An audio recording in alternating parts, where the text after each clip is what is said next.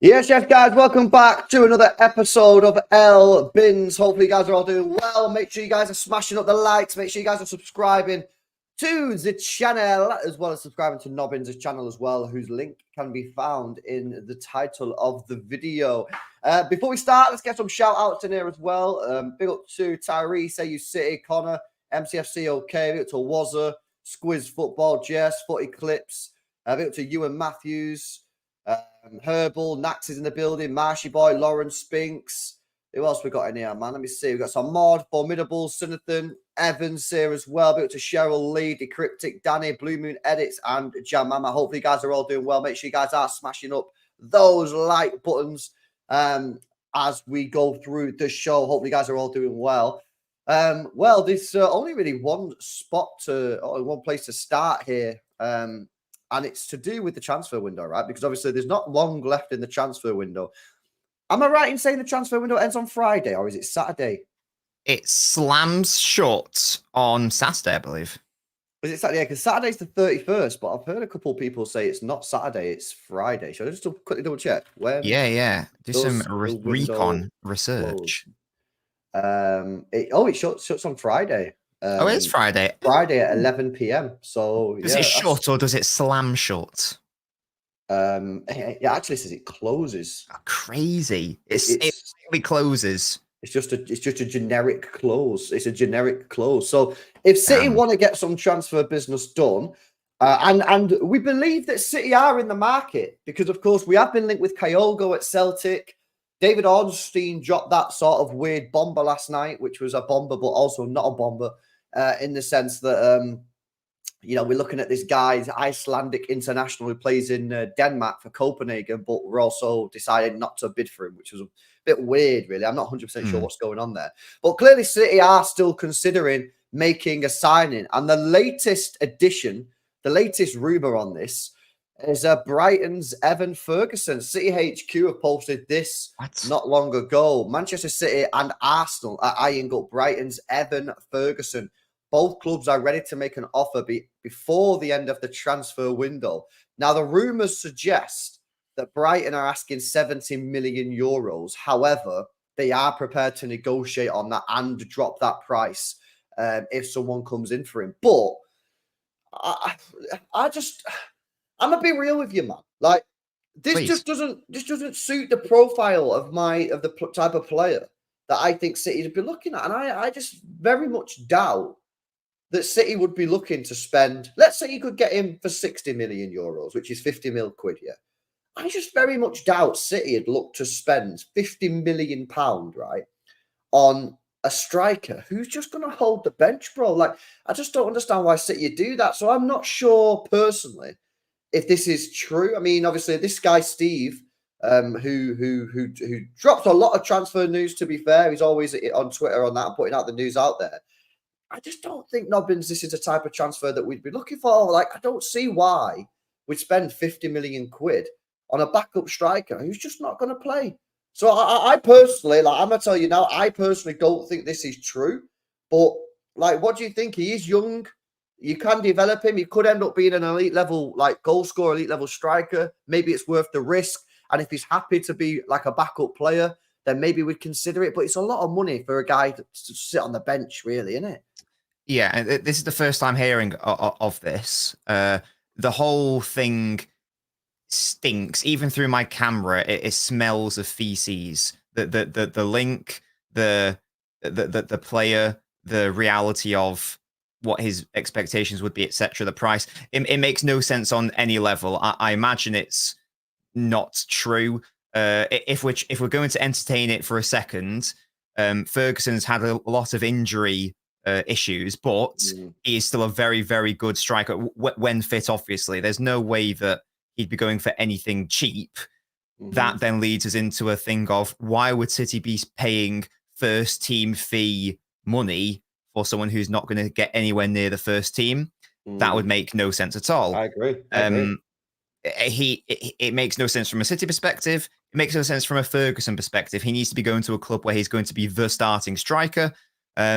It makes zero sense, as I say, financially, profile, expectations of minutes.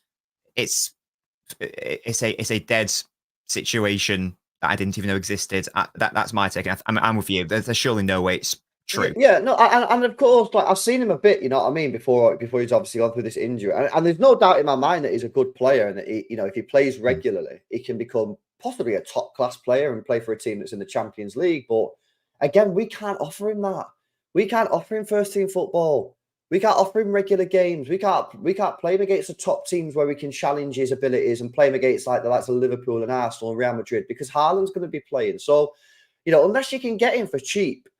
And there are a couple of people saying that this new manager doesn't want to play him. He wants to play different style and maybe play like a João Pedro up top or whatever, and maybe play false nine or whatever. Like maybe they'll be willing to get rid of him for slightly cheaper, maybe 40 million euros. But even then, I just don't see that being a potential player. Like for me, like you've got to get someone who's coming to the end of the career, right?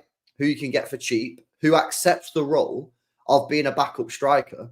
And you know, like I said, I've said this before, like where they kind of just want to maybe work under Pep Guardiola and have that on the CV, and they just want to be chilling. You know what I mean? Last couple of years of the career, they're not really asked about playing every week. They just want to chill. You know what I mean? They want to work under Pep. They want to maybe win some trophies, and they fully understand their role, right? Or you've got to get someone who's young, but sort of isn't a big name. So like, you know, and maybe that they accept that they're going to be developed and stuff. But I feel like Evan Ferguson's a little bit too much. He's gone too far towards the big name and needs to be playing. So, yeah, I personally don't think this is going to happen. They are reporting it. You know, City HQ put it on their thing as well to say City are looking into it and potentially might make an offer on this. But I doubt it. I think that we're more likely to go for someone like a Kyogo, someone like because Kyogo, for example, Kyogo's 29, yeah. So he's getting to the point of his career now where if he wants to move to the Premier League, if he wants to make a move to a top team, it's kind of now or never, right? It's kind of got now or next summer. You know, you see this guy, this Icelandic international that David Ornstein reported last night. He's at the other end of the spectrum where he's a lot younger and maybe would love to join Manchester City because he's so young. But at the same time, he's another one that falls into that Evan Ferguson bracket where he needs to be playing football. So I believe whoever we sign, if we do sign someone, by the way, I've just received a message now on WhatsApp. Yeah, I'm not going to say who it is. Obviously, if they want me to say who it is, I'll say who it is. I've just been told City are definitely interested in Evan Ferguson. He's on the list. I'm genuinely not making it up. If the person is happy for me to say their name, obviously on the WhatsApp, I guess they're watching. Then I'll say who it is. But yeah, I personally don't see this one happen. Listen, I asked you guys before what you think of this. Do we need a striker? Do we need someone? Jess says, not a chance. Will that name ever be associated with Manchester City? Big up to Danny, who also become a member before, by the way, just before the stream started as well. So big up to Danny for becoming a member. Appreciate that. Says, after the last 2 games, I'm happy. The question was, do we need any more attackers? I'll ask Nobbins his view on that in a minute. Blue Moon says, happy with the squad. Don't feel like we need someone. However, Sinathan says, we defo need another player. So that's pretty interesting. Wazza says, I think if we get a striker, our squad is complete for now. So Wazza sort of looking like we do need someone. Connor as well with the super chat earlier on. Big up to you, bro. Says, I say we should get another striker, but it doesn't have to be well known. Keep up the great work, LB. And he also says, we go out and re-sign Dzeko. Big up Nobbins also. Mate, I tell you, man, I'm on that Dzeko hype train. He literally meets the criteria. He'd be cheap if he'd cost anything at all. He's 38 years old, so he might be able to get him on a free transfer. And if he came, he knows that he's on the chill. He's 38. He'd be back up to Haaland. He's not going to be knocking on Pep's door saying, I need to be starting in front of Haaland. I'd be fully game for that one. I'd be up to Samuel as well, who says, yes, LB. Ferguson's good for me, but we just sold Delap, who's very similar. So it's a no from me. Would want to get someone with a different type of threat. If anything, would have the Ukrainian striker from Girona. Well, he's left in it. He's gone to, what's he called? He's gone to Atletico in it, Dovkick. Has he gone to Atletico? Where would he go? I know he didn't go to Atletico. I don't think he has he? I thought he stayed in Girona. Did he? He didn't play He didn't play the other day. Oh no, he's got to Roma. He's got to Roma. Oh, get him, Sam. He's literally. Yeah, I knew he left. Yeah, so basically, he was going to join. He was going to join Atletico Madrid, Dovkick, and then they did something stupid. I can't remember what they did. They tried to have him off. I think they tried to what did they do now? Bro, they did some dodgy shit, Atletico Madrid. I think they offered him a contract or something, and then when they realised they were signing that other guy, the Sorloth guy or Alvarez, one of them, they went, "Oh, nah, actually, we're going to lower your wages and lower your contracts or something." There's something dodgy. Someone in the chat will know. Someone in the chat will be able to tell us what exactly happened there. But bro, let me ask you the question here: do we need another attacker, or are you comfortable going into this season with the current squad? Oscar Bob out until December, January, probably January time, and only one striker in Erling Haaland. Are you comfortable with that? Or do you think City do need to go into the market and get one more? I am happy with what we have, to be honest. My main thing this season was getting that midfielder who we all know. That happened with Gundogan. I appreciate that Bob is going to be out for a few months, but that we obviously don't need more wing depth. Like Savio's clearly already ready to go. He's a lot better than even I thought. I thought Savio was good. I didn't realize he was this good, to be honest. He's already clearly ready to be integrated into the team. So, we've got Grealish, Doku, Savio, Bob, Bernardo, Foden, who can all play out wide. So it's not a question there. The only question, and Haaland's going to play every single game he can play. So then the only question becomes, how many games does Haaland not play? And then how do you best replace him? So that's why people are talking about strikers, which is fine. But for me, I think that there's enough quality in that squad, and there's enough intelligent players where you can get away with not playing a true 9. You can play, Gundogan there, or Foden, or De Bruyne, or even Bob, maybe even Savio, more centrally. I think that's absolutely fine. I think the best scenario would be Bob to play as a false 9, and then and Pep did say he can do that.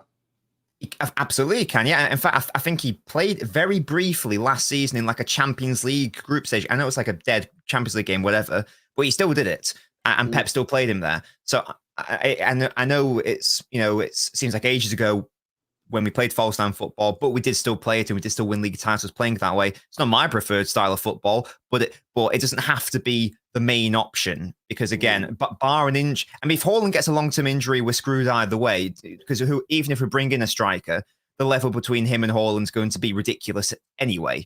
Yeah. So the way I look at it is, realistically, how many Premier League games, for example, is Haaland not going to play? Like 5, maybe 5 or 6. I think you can get away with not playing a true out-and-out number 9 for those games. And as I say, changing it slightly. Like, Pep changes it all the time. I think we played 3 different systems against Ipswich, for example. So I don't see it as a negative not bringing in another striker because of the intelligent players we have. Again, Gundogan and Foden and De Bruyne and Grealish, we all know can play centrally. Bob, I think, could also do it. I think maybe even Savio could do it also. Yeah, no, it's listen, I'm really torn, man. I'm really torn on whether we need to go out into the market, because I think we have enough to wing it, right? I think we can get away with it. If Haaland gets injured, right? Obviously, if Haaland gets injured for a long period of time, then everyone will be like, "Oh, you should have signed a striker," right? But if Haaland gets injured for a month or something, I think we can get away with it. I think we've got the players there to get away with it. With De Bruyne can do it, like you say, like Foden, Savio, Bob. These players can do it, right? But the question is, given the low cost of this player that could come in and do the job, i.e. Kyogos or this Icelandic Donny here, of 20 mil, is it worth taking the risk? Is it worth being, going through this wing it approach, trying it out, when the cost of the replacement is only going to cost you 20 million quid? The amount of money that we make over the years selling all these players, is it worth taking that risk? Do we need to do that? Why? What's the point? You might as well just go spend a 20 mil. You know what I mean? Because it's not exactly a lot of money in this day and age.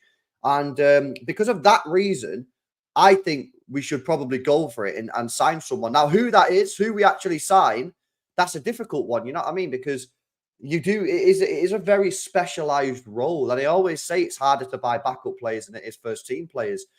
Is Kyogo the guy? I mean, how many people here realistically have seen Kyogo a lot? Maybe if you're Scottish, you watch the SPL. Maybe if you're Japanese, you might have seen him or whatever. But I ain't seen too much of him.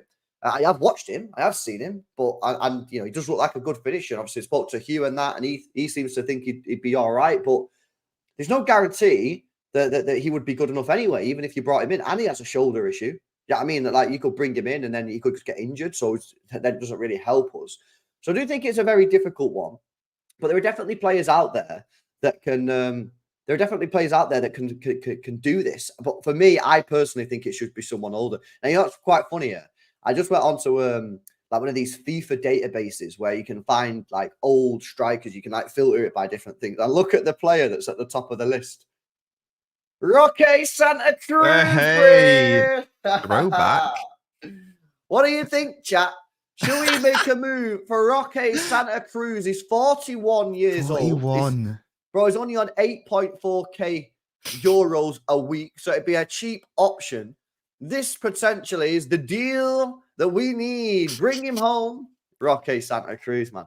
Absolutely. But I personally, I personally think that we should go and get someone because it's so cheap. I just feel like, what's the point in not doing it? You know, I just think like I just think we should do it. I think it's a low risk deal, and if we go for this false 9 option, Nobbins, yeah, and it doesn't work, I just think we're going to be sitting there going, why don't we just buy someone for 20 mil? Yeah, but what are the chances it won't work? Again, it's for a very small amount of games. The way I'm looking at it, it's a very small amount of games where it would have to happen. And we know it, and we know it works because we've got the players still at the club who played it only 2 or 3 years ago. Yeah, I think it just gives City another edge. That's all. And then teams are now looking at City and going, right, what City do I need to prepare for?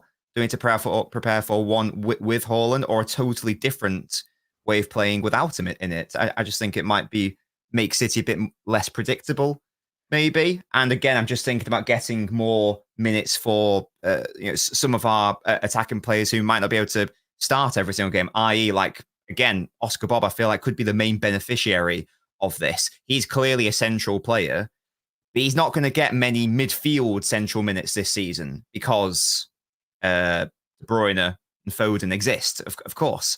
I think it could be a really nice segue to get a player like a Bob those central minutes and get that experience before his long-term future of becoming that more central midfield player. I just think that it would work quite nicely, to be honest. Who would be your false 9 option if Haaland gets injured before Oscar Bob comes back? I mean, the player who could play it best would be Foden. I wouldn't want to play him there because I'd rather play him in his actual position, but Foden would be the best choice.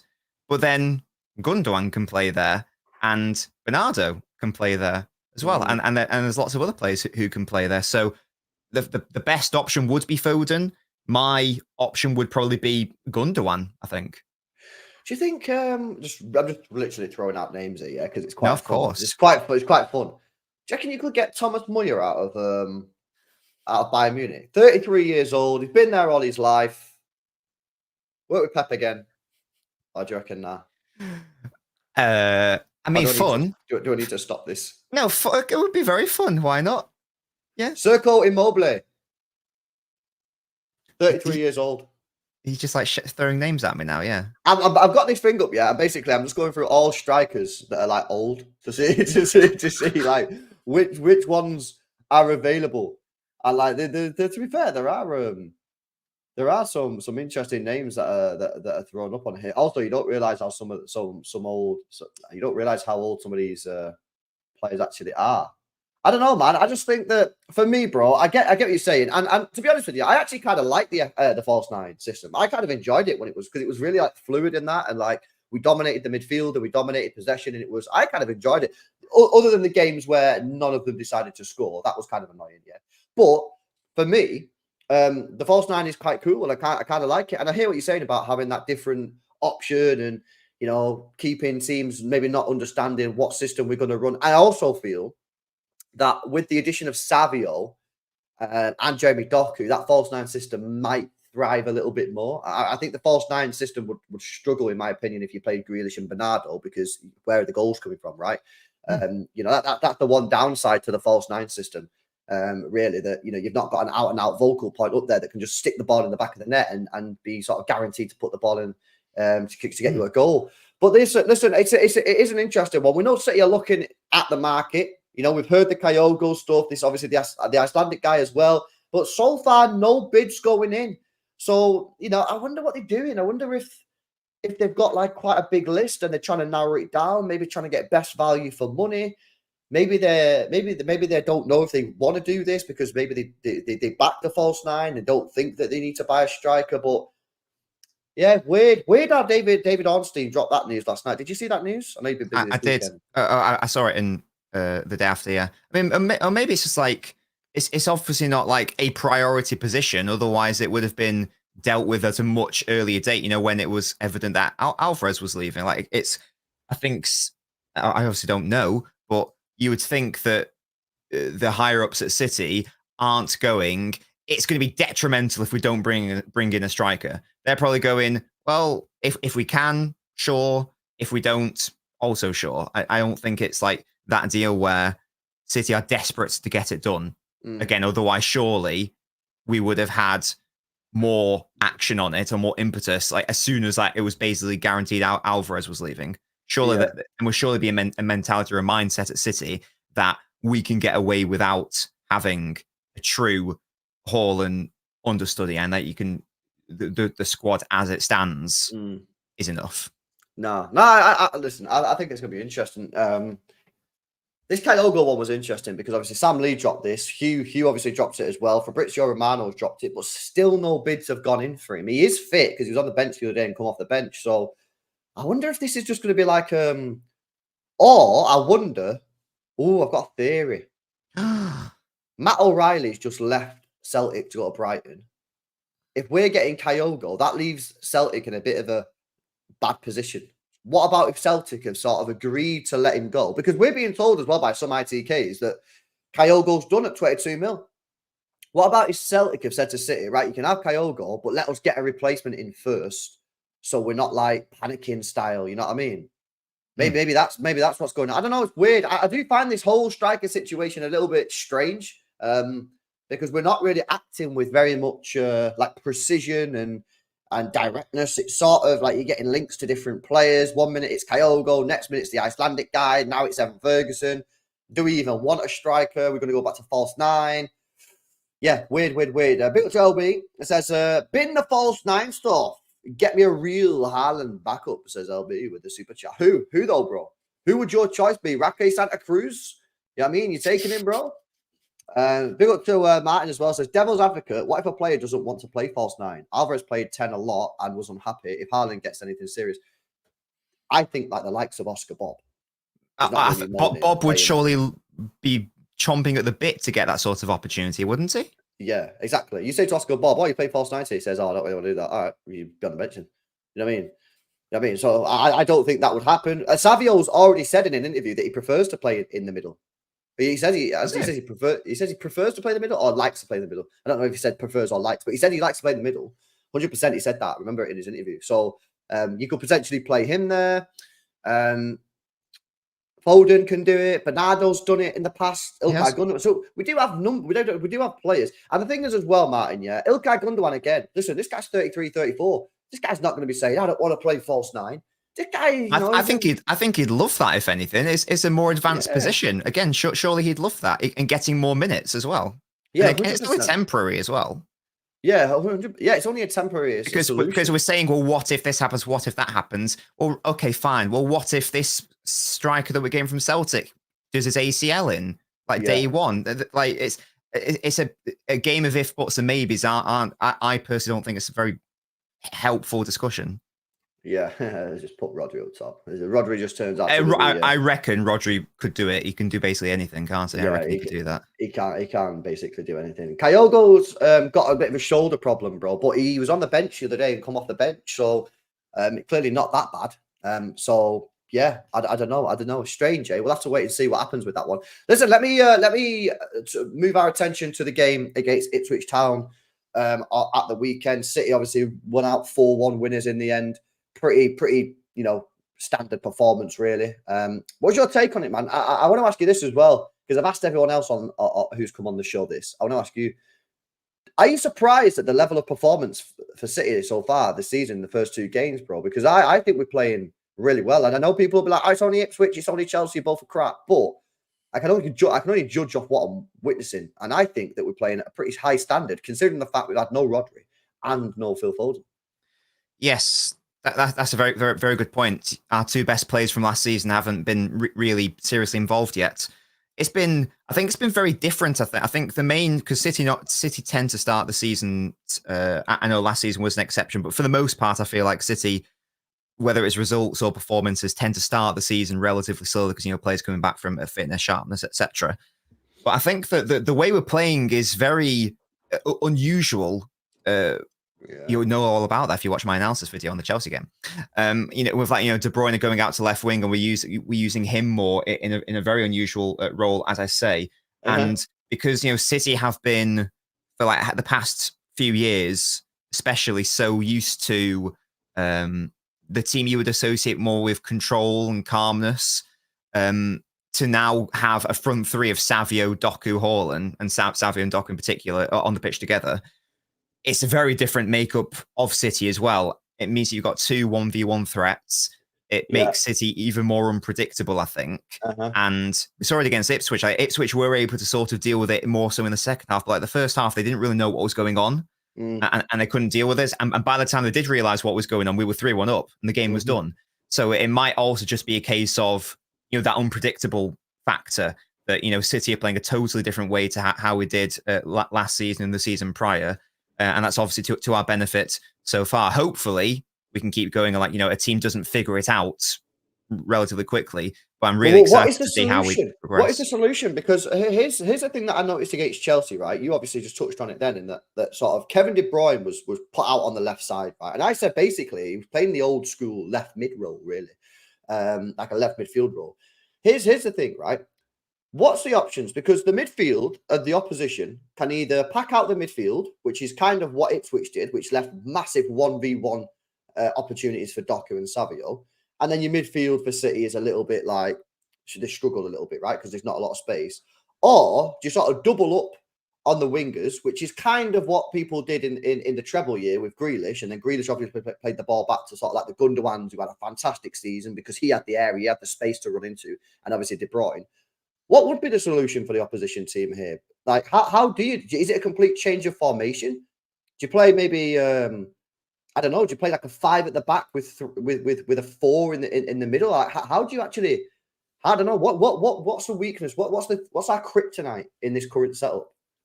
Well, for me, the main weakness I've touched on it before is that if City do lose the ball. Counterattacks are always our weakness, but this system in particular, I feel like we haven't really seen it yet. So a little bit against Chelsea, but the attacks were snuffed out relatively early. Is that we build up in a 3-1-6. So the 1 is what I think is the weakness. That 1 being, Kovacic. I assume Rodri when he comes back in. Now Kovacic has been very good so far in that role, basically being asked to lock down the midfield on his own when we have the ball, when we have possession. But in those moments where, either a sloppy pass or a really well executed press by the opponent, and we turn over possession, and all of a sudden, our midfield is entirely bypassed, and we've left our pivot on an island, basically. I think that's probably the main weakness of the system. So, again, if we come up against a better side who have got a better pressing structure, for example, that's going to be an issue. Another way to try to combat it is to counter our over. So, for example, like we overload the left side, Doku and De Bruyne, you drop in another player there, but then the issue with that is that City can then do a quick switch over to Savio, who's now got space and a 1v1 opportunity. Yeah. So it's tricky, but to be fair, no matter how City play, it's always going to be a tricky thing. But based on the very little I've seen so far, and again, we haven't even really seen it, but my prediction would be that against, let's say we played that way against Newcastle, for example, at St. James's Park, who are a very, very, very effective counter-attacking side. And we even saw it last season, where our defensive structure out of possession just got torn apart too easily and too often.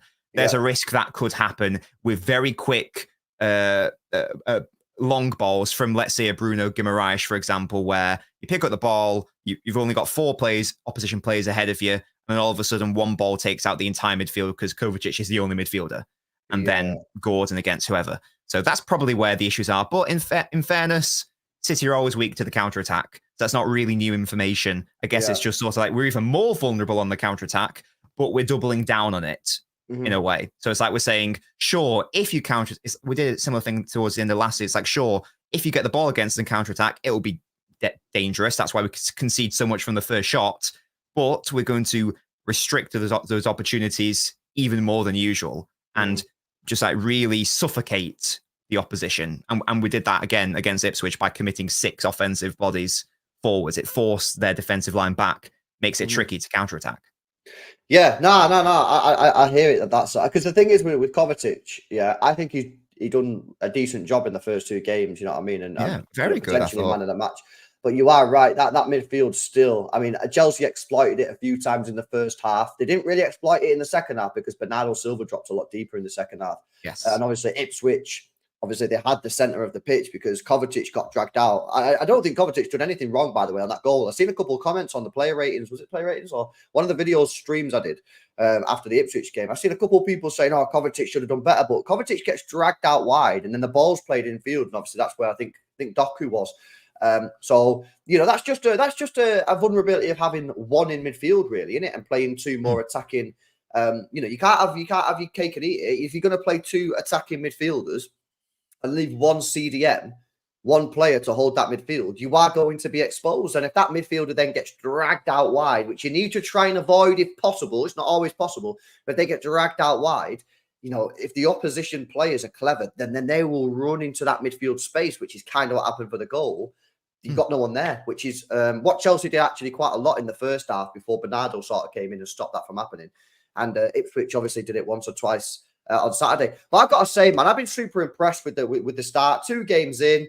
I know we've not played any like really challenging side, although Chelsea at Stamford Bridge is always difficult in my view, no matter the state of their football club. And I'm just super positive about the start, the speed in which we're playing, the development of the likes of Rico Lewis. I think Ruben Diaz as well. He looks like he's stepped up a little gear this year, considering that I didn't think he had a particularly good year last year. Kovacic is playing out of his skin. Do you know what I mean? Obviously, Gundogan just come off the bench and kick the ball around for a bit, didn't do too much. But then you've got the likes of Savio up top. Haaland looks super fresh. You know what I mean? He's obviously not been at the Euros. He's had 2 months off, 3 months off, resting. And he's also saying that he's now not playing with any sort of injuries or any niggles or anything like that. And I just think when you bring Rodri into the team, whether that's against West Ham or whether it's against Brentford, we'll have to wait and see. I think we could really kick on and start taking a real grip of this league. Because listen, we've got a couple tricky games coming up, right? We got West Ham away, which is tough. Then we got Brentford at home, which, to be honest, we should be winning. They were poor against Liverpool, and then we got the Arsenal and Newcastle game.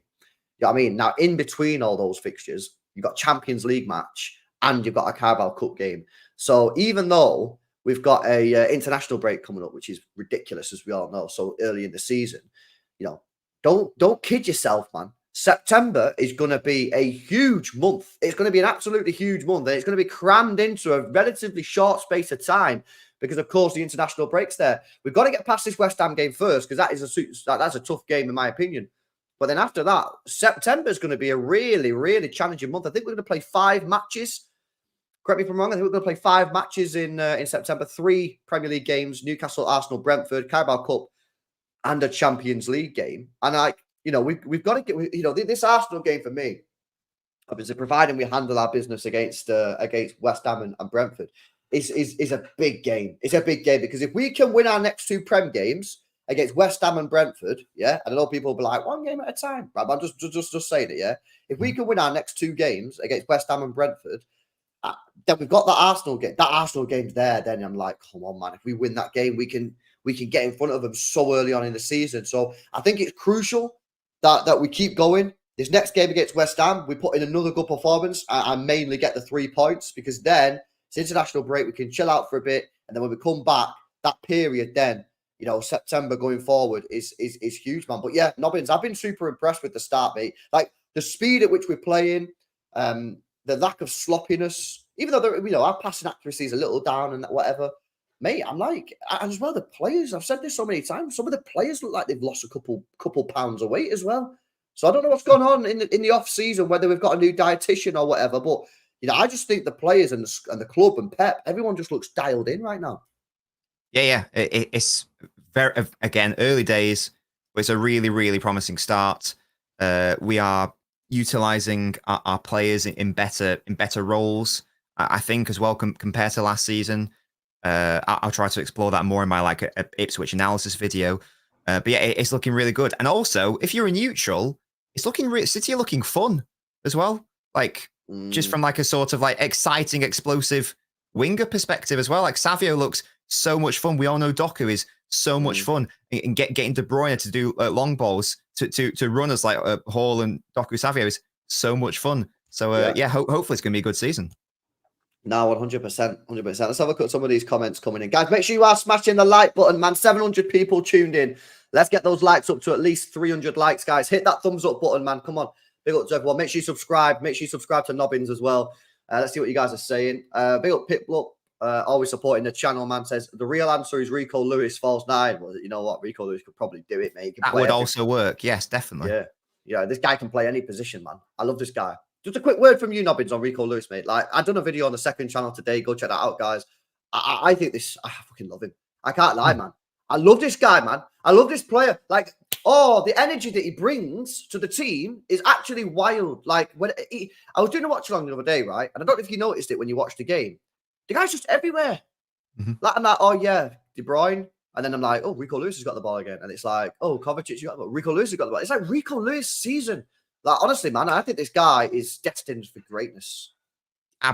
Yeah, 100%. He's such a brilliant, intelligent, small space footballer. And the fact that he can play in like at least 4 different positions with different roles as well. And given this much responsibility at 19 years old, when he's surrounded by all the seasoned pros. And Pep loves him, and that tells you everything.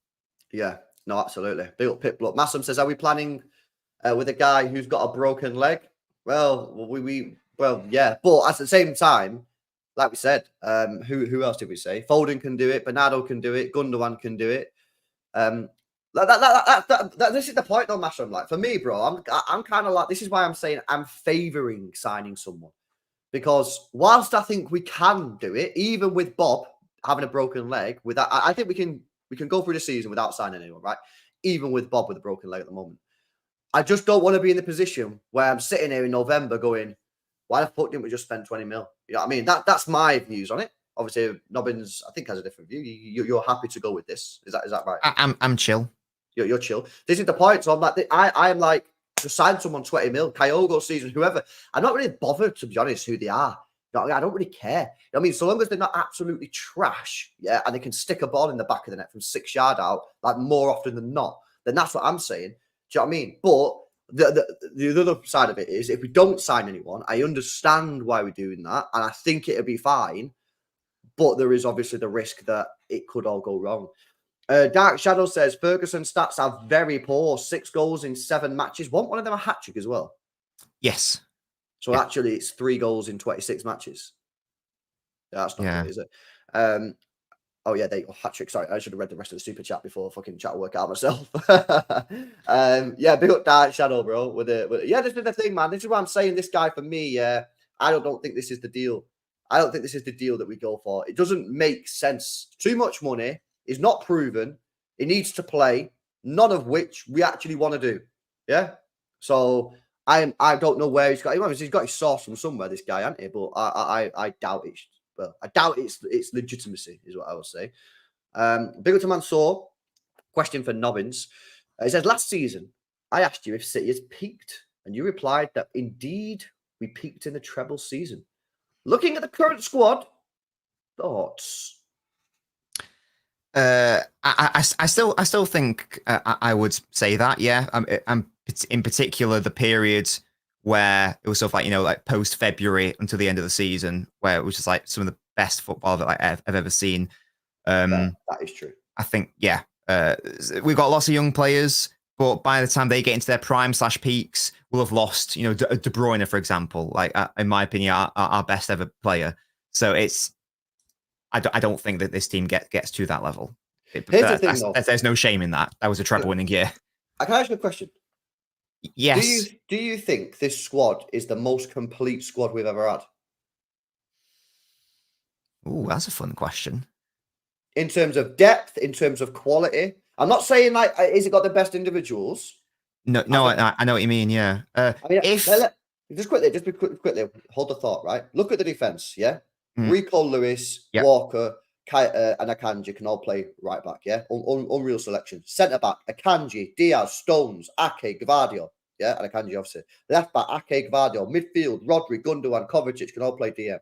You got Foden, KDB, you got Gundogan. McAtee is your fourth choice option. You look at the wingers, 100% this is the best winger four we've ever had as a collective. You know, you've got your Bernardo, Grealish as your controllers, and then you've got Doku, Savio, and then obviously your Bobs as you sort of like just cook, and then you've got Erling Haaland as your striker. Now, obviously, the slight weakness as a striker potentially because we only have one. I think it might be, you know. I think it's a very good point. I think it's very close to having the most complete squad. Nunes at Forest. I think it's very close to being the most complete squad City have ever had. I would maybe say it is. Let's say if Bruno Guimaraes was part of the squad, because everyone knows how much I love him. I would still say that the 18-19 City squad is the most complete. I think, because I don't think there's a profile there that you're missing, to be honest. The only one I can really think of in like the City squad right now, I'd prefer another pass first player. And I know we don't necessarily play with like fullbacks in that way anymore, but if we're talking about completeness, we don't really have offensive fullbacks in the same way. Do you know what I mean? Whereas we had 2018 Kyle Walker, which is very different to 2024 Kyle Walker, for example. We still have João Cancelo.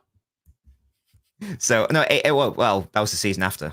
Oh, you mean now? Sorry. Now. Yeah. Oh, right. Okay. Although we should probably mention that actually. He's going, isn't he? It looks like our friend Mr. Cancelo has decided to join Saudi Arabia. Who was it? Which one was it? Al was it? Which team was it? Al Hilal, I think, was it? I think it was. Where's the fucking tweet, man? Oh, there we go. Yeah, exclusive. Another exclusiva from City Report. These guys are mad. Yeah, exclusiva. Al Hilal have received total agreement on personal terms with João Cancelo. So it sounds like to me that João Cancelo has realised that Barcelona, is not option really, because obviously, City not going to loan Cancelo to Barcelona when we've got a 35 million euro offer from Al Hilal. Like, we're not going to do that. We'll say to Cancelo, you want to go Barca, but they need to bring us the fee. You know what I mean? They need to bring in no fee. So, Cancelo, it seems like in the next 48 hours, this deal will probably go through by the sounds of it. And he will leave Manchester City on a permanent deal. And actually, we're going to make a profit on him. Like, the way the accounts work. Yeah. The way the accounts work, it'll be a profit. Obviously, the whole deal when we bought it was a bit weird anyway, wasn't it? Because it was the whole Danilo thing. But on the books, it's going to be a profit, man. So Cancelo gone. I just thought I'd pop that out. Yeah, but at the moment he is still at the club, even though he's not going to be here for much longer. Bill LB says we always drop points before the international break. Yeah, bro, why do we do this? Keep things interesting, keep things spicy. I don't know. Yeah, weird, isn't it? It's weird. That is actually, you know what? I think it's facts. I'd love to see the actual statistic on that. If anyone can be asked, and I can't. No, I can't either. But you want to do a little bit of research, go back and have a look at every single City game before an international break and see how many we win, draw, lose, and see what our win percentage is, mate. Because it does seem that we seem to not win these games. You know what I mean? A little bit of news coming in here. Big up to Lauren for sending me this. Mirror Football, which is obviously the Daily Mirror newspaper here in the UK. For those that are not in the UK, don't know where it is. They're reporting that Pep Guardiola has given the green light for Matheus Nunes to leave Manchester City, with many Premier League clubs showing interest in the Portuguese midfielder. Now, I'm pretty sure, didn't Pep say that he doesn't expect anyone to leave? Didn't he say something like, I don't expect us to make any more incomings bar sales or market opportunities? Did he say something like that? Bro was speaking like a venture capitalist, man. It was proper weird, bro. Like, the guy was moving mad. Like, we're only here for like mad situations. Yeah, so I don't know if he's going to leave. If it was me personally, I'd leave if I was Matthews Nunes because you ain't playing, bro. Like I'm gonna be real with you, man. Like I know a lot of people want him to be given a chance and that. And listen, I'm game for him to stay. I've said this plenty of times, but I'm telling you now, yeah. If you think he's gonna play this season, when you've got Kovacic, Gundogan, Kevin De Bruyne, Phil Foden, Bernardo Silva, Rico Lewis, Oscar Bob, he ain't playing. He ain't playing. So we could keep him and do this whole thing where we go, oh yeah, but what about second season? He's not gonna play. He only played 1,000 minutes last year for City anyway, and now we just added Gundogan back. So listen, I'm game for him to stay. I just want to be clear. If he stays, great. I'm happy for him to stay. It's an extra player, an extra body that we have. Different style compared to what we've currently got. You know, he's very much a transitional player. Can get the ball, carry it with speed, with pace. None of our other players really can do that with as much directness as he's got. But he ain't gonna play. So if it was me, if I was him, I would leave personally. Yeah, he's not good. It wasn't. I struggled to see a world where he was going to get central minutes before we signed Gundogan, re-signed Gundogan, and now it's like, and now we've brought back in Gundogan. Centrally, I just don't see a world unless you're willing to stunt development of other players, which I personally am not interested in doing. Yeah, no, 100%. Right, but before we wrap up, bro, thoughts on our competition in the Premier League this year, bro? Because I'm gonna be real with you, yeah. I don't think Arsenal have done enough in this transfer window, and I'd be interested to get the thoughts of Arsenal fans in the chat if there is any here. And I'm not saying that to like cook your club or anything. I'm just my genuine opinion. I don't think you've done enough at the moment. Of course, there are still 4 or 5 days left of the window. You might do something, so it's caveated with obviously at this moment in time. And Liverpool haven't signed anyone. It's Arne Slot's first season. Yes, they've got 2 dubs straight away, and to be fair, they've looked decent, I would say. I just don't think anyone's done enough to stop us. So for me, right, I genuinely, I think I'm more confident now than I was this time last year. Yeah, definitely. I asked this on Twitter too, Arsenal fans. I said, you know, now we've re-signed Gundogan, what are your thoughts? Because I was 50-50 on it. For me, it was a coin flip. Before we re-signed Gundogan, I was like, well, there's no way you can do 2 years without a player like that. So for me, bringing him back has pushed City over the edge. Arsenal have improved. They have, of course. You know, you could say Timber's new signing, but then I could say we'll have Gundogan, De Bruyne for a full year, so that's like a new signing or whatever. I could even say that about Stones as well. Calafiori is an upgrade on Kyrgios/Zinchenko. That's fine. Moreno gives them another option in midfield. That's fine. I just don't know whether for me the ceiling has been raised enough. They've brought in another defender, and that's great. But defending wasn't their issue last season. They had the best defensive record in the league last season. That's not why they didn't win the title. They didn't win the title because they didn't have the X factor in those moments, in those crucial games where they drop points. Yeah. And I just don't know if they have addressed those issues. No, I don't think they have, personally. You know what I mean? Like, can they win the league with the current team? Yeah, they can win the league with the current team because the current team is still very good. But we've improved, right? And I don't think they've improved enough. So, you know, again, you know, and this thing that people keep on saying, oh, you know, City are not going to be up for it this year. They've won 4 in a row. And, yeah, that's nonsense. It's just like, oh, mate, will you give over, man? You know what I mean? Like, and by the way, yeah, all you're kind of doing there is if you do win the league, you kind of accepting that it's not because you're really better than us, it's because we just weren't asked. Yeah, exactly. You know what I mean? So you're actually kind of putting yourself down at the same time. You know what I mean? I think that's absolute load of nonsense, bro, when people say that, oh, like City are not up for it. You know what I mean? They've won 4 in a row, they're going to get bored, blah, blah, blah. It's like, are you being serious, mate? I'm not being funny here, but he's been here now, like 7, 8 years, whatever. You know what I mean? And he's only not won the league twice. Do you know what I mean? So I don't think, personally, in my view, right, that is going to be a valid reason that City don't win the league. If we don't win the league, because we weren't good enough. Do you know what I mean? And by the way, that's what you should be saying as Arsenal fans or Liverpool fans, because that's better for you. You know, saying, oh, we'll win the league because City won't be up for it. You're basically saying if you win the league, it's just because we can't be bothered. Do you know what I mean? Which is not very glamorous for you, is it? So, yeah, for me, I think we look mint, personally. I think we started the season very, very well. I'm very aware that we've only played Chelsea and Ipswich. So I'm trying not to get too carried away. But I can only be sitting here impressed with us. I can only be sitting here and telling my honest opinions. And my honest opinions is I'm more confident that we'll win the league this season than I was last season. We've improved our squad with the signings of Gundogan and Savio, who looks amazing. We've not even spoke about him. He looks like he's been playing in this team, Robbins, for like years, doesn't he? Do you know what I mean? Like, he Yeah. literally looks like a Mahrez regen with pace. And that's mad because there's not been one example of a winger under Pep at City where they hit the ground running in their first season. We know it takes time, integration. It happens basically all of them. But I know it's only 2 games in, but so far, Savio has booked that trend, and hopefully he can continue to do that. As we mentioned at the top of the show, it just looks like he's been here for years. He's already integrated, it seems. Yeah. No, and you know what as well? We kind of needed him to start well, obviously, with the fact that Oscar Bob and Jack Grealish both getting injured. You know, that was we needed him to start well, and he has started really well. So I'm just looking forward to it, man, because like if you can have Savio with 6 months of Pep Guardiola working with him, I mean, can you imagine what he's going to be like in 6 months, let alone 2-3 years? See someone say in 2030, yeah, Savio will still be only 25. Yeah, it's mad. I mean, that's how years work and that. But like when you actually say it like that, it's like, whoa. Yeah, he's got everything in his toolkit. He to become one of the best wingers in the league, one of the best wingers in the world, maybe. Yeah, I've seen some people already, put him in there like top 5 right wingers in the league. I think it's a bit premature, but we could be saying at the end of the season, in terms of like right wingers in the league, he was like the top 3 maybe based on their performances. Right wingers. You've got Salah and Saka, there are 2 obvious ones. Palmer, I mean, Palmer's a right winger, but you don't know. I think he's going to play more 10 this season anyway. I agree. And you're looking at players like Kulishevsky, maybe. No. I don't even think Spurs fans like him anymore. No, yeah, but yeah, he's already.